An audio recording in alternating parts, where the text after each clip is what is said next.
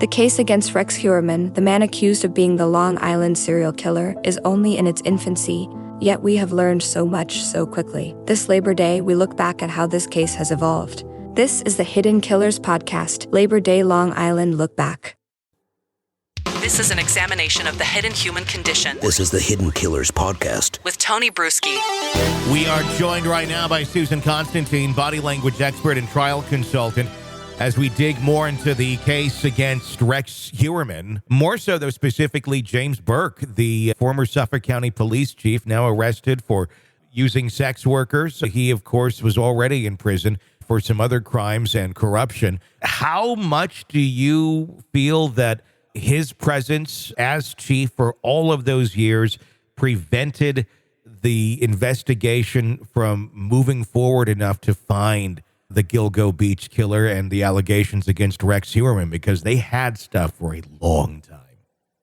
Well, you kind of wonder what is underground that we're not aware of. That even takes you back to some of where the sex trafficking is over.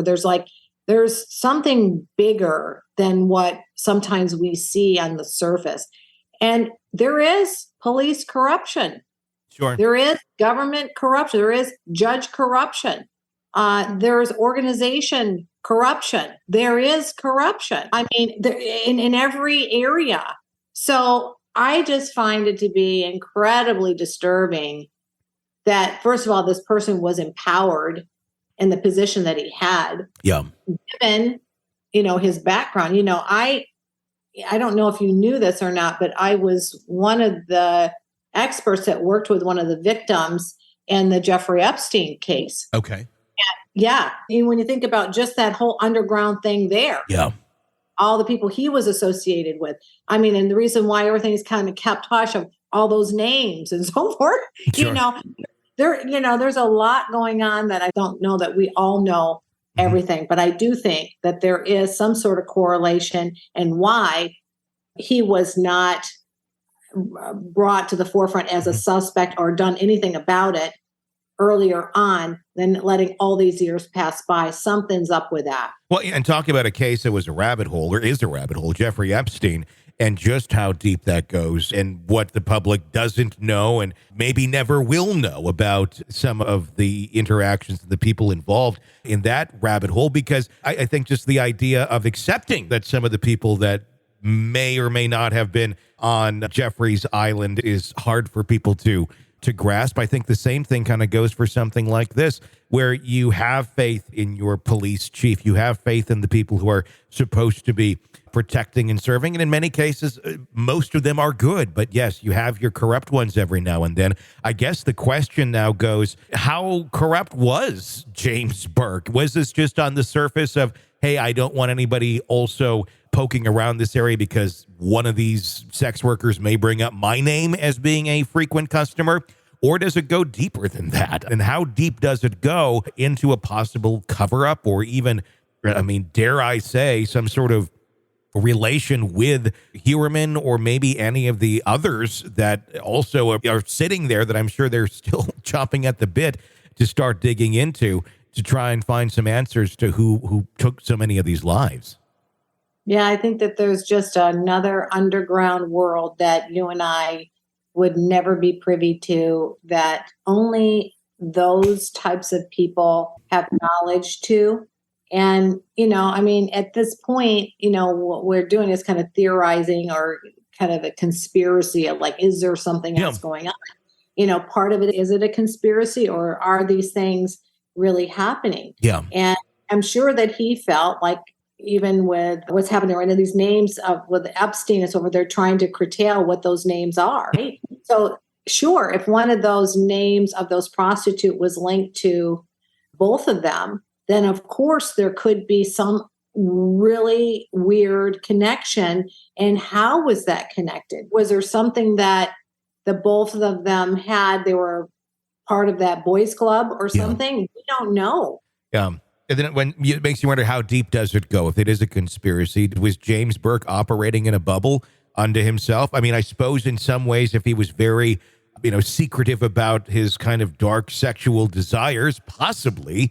But for something like this to go on for all of these years and these cases just sitting there that had really a lot of evidence to go on, it makes you wonder were there others involved in terms of helping James get away with that for so long, or how deep does that chain go?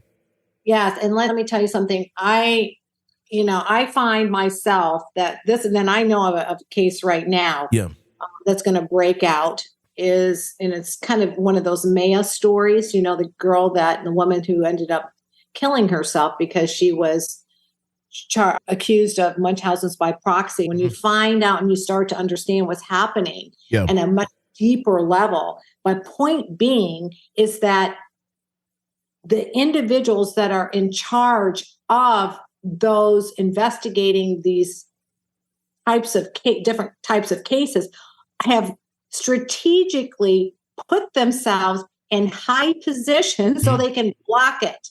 Yeah. So, that's what I find very disturbing. So, I have knowledge of a psychologist who is local here that was like this kind of off the topic, but with this Munchausen's by proxy stuff that's going on, and becomes the head of Department of Children and Families, being the psychologist where everybody goes to for the court's approved as being the court appointed programs that families have to go to. When you position yourself in those places and you're having dinners and lunches and relationships with all the top of the top decision makers, who's going to question you? Yeah. And that's the scary part, especially when we realize the people that are in these high positions for so long, how fallible they can actually be. And then it makes you wonder, well, if this one is like that, how many else are out there? Okay, so if you're going to try to block something, what would you do? Think like them. If you're going to want to have control over what evidence is going to be present or evidence that's going to come out or information they have, and if you were connected, what would you do? Yeah. If you're going to think like, it's kind of like you have to, there's actually a biblical scripture that says you need to be cunning like a snake and gentle as a dove, right? Mm-hmm. You have to think like them. What would you do if you were trying to barricade and block anything that also would come out about you? You're going to try to get in those positions. You're going to want to socialize and you're going to create connections and relationships with those people, and then have positions to where that they have to go through you in order to get to where they need to go. So then you block it. So, that's what I would do if I were Rex's place in his position. Why wouldn't you want to connect with your enemy? Mm-hmm. They say you want to keep your enemies closer to you, right?